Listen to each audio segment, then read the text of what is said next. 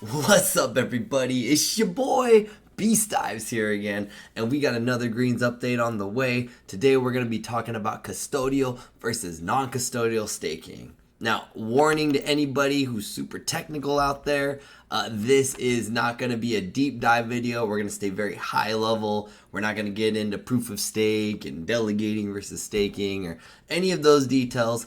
Just give a really high overview for those who might not know the difference between custodial and non-custodial, some of the key benefits of each, and also talk a little bit more about why we went down one route instead of the other. So first off, let's start with custodial staking.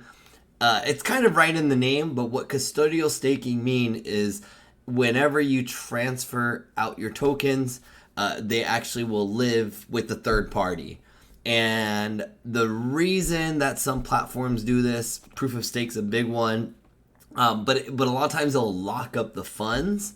And what that does is it actually protects those tokens from being used. So if anybody in here has used, rest in peace Luna, or if you've used BNB and you've actually staked your tokens, there's a minimum time required before you can actually take those back out. So one of the things that I would say is a con to custodial staking is your money's not as liquid, your tokens aren't as usable, but the plus side to that is it keeps them unsold, it keeps them on the market. A lot of times locking up tokens for a period of time is a good mechanism to help build in a little bit more supply shortage. It could be a healthy thing from a price perspective. So that's one of the big reasons that custodial staking exists beyond just like the proof of stake networks, which again, we don't need to get super into those details.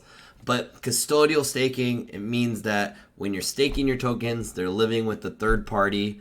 And we decided to go the other route. So for the virtually made staking, we're going to do non-custodial. We're doing non-custodial. And there's a couple of reasons why we decided to go this route. One, we felt like when we build out this greens ecosystem, as greens become more usable, we want them to be accessible. So having them being locked up for a period of time just didn't go with our vision for what we're building out. So it's not to say that one is better than the other necessarily, but for our ecosystem, for the usability of greens in the future, it just felt right to not have a lockout period. So that's one of the reasons we decided to go non-custodial. Two, who wants to give up their funds, right? A lot of times when you're using these custodial staking services, you trust that third party. But for me, I prefer to hold on to my own stuff. And I think a lot of the community feels that way as well. So that's a big part of the reason why we decided to go non-custodial.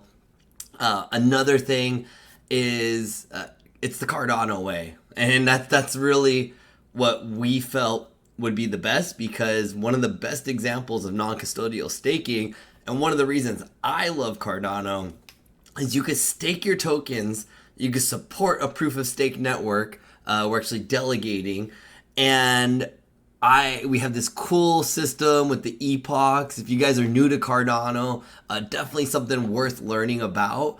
But what's awesome is you never need to tuck your ADA away for a period of time. And I actually think that's a huge reason why this NFT community has been booming so much, because you really get the best of both worlds. You get a stake and you get to use the token. At the end of the day, tokens are as valuable as their usability. That's our mantra. That's how we're thinking about this. So just making the tokens accessible, not having that lockout period, really to us felt like the Cardano way. And that's a big reason we did non-custodial staking. Now, there is a third option, and that would kind of be the best of both worlds, where it's non-custodial, but there's actually a little bit of a lockout period. You can write in some language. And that third option would be smart contracts. We're not going to get super into that today. But that also comes with its upsides, downsides. I'm sure you guys have heard of OpenSea hacks. And a lot of that has to do with mimicking or to take advantage of how the smart contracts are written. So there's not necessarily any foolproof 100% this is the right way to do it, But in our instance, we believe that the usability of the token is what ultimately drives the value. So we didn't feel like there was a need to lock it up, lock it away so that people can't use it. That kind of defeated the purpose. We wanted people to keep their tokens in their wallet, and it also made our staking experience insanely easy.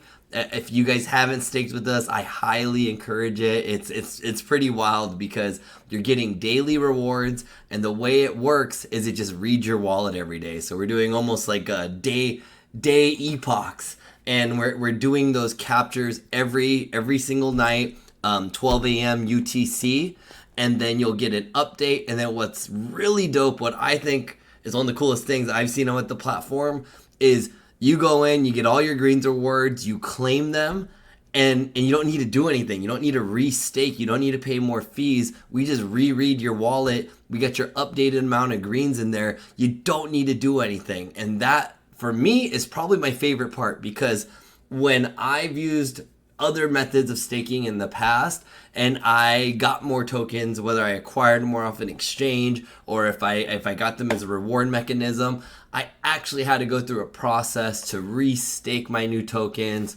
likely lock them up for a period of time. But the experience with green staking rewards, with the veggies and junkie staking, is going to be a lot easier than that. Highly encourage anybody who's never staked before to give it a shot. If you own a veggie or junkie, it's free to do, and literally it'll take you probably 30 seconds at most. So non-custodial staking for the win. That's why we decided to go that route. Of course, if you have a different opinion, leave it in the comments. Let us know on our Discord. We're always here for feedback. We'll keep these videos going. Let me know if there's a topic you guys like to cover next. Definitely want to talk a little bit more about the virtually made brand we're building, but appreciate you guys staying tuned, and let's freaking go.